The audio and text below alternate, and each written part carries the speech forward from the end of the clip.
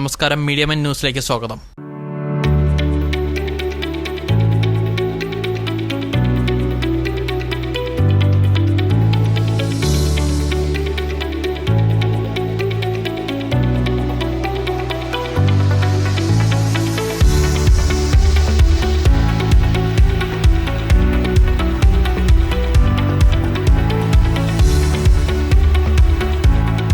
Kadavanthra Rajeev Gandhi indoor സ്റ്റേഡിയത്തിൽ നടന്ന India international travel മാർട്ടിലേക്ക് 10,000-കണക്കിന് യാത്രാപ്രേമികളാണ് 3 ദിവസം കൊണ്ട് എത്തിച്ചേർന്നത്. പ്രത്യേകം ക്രിയേറ്റ് ചെയ്ത 1000-കണക്കിന് ടൂർ പാക്കേജുകളായിരുന്നു മേളയെ കൂടുതൽ ആകർഷകമാക്കിയത്.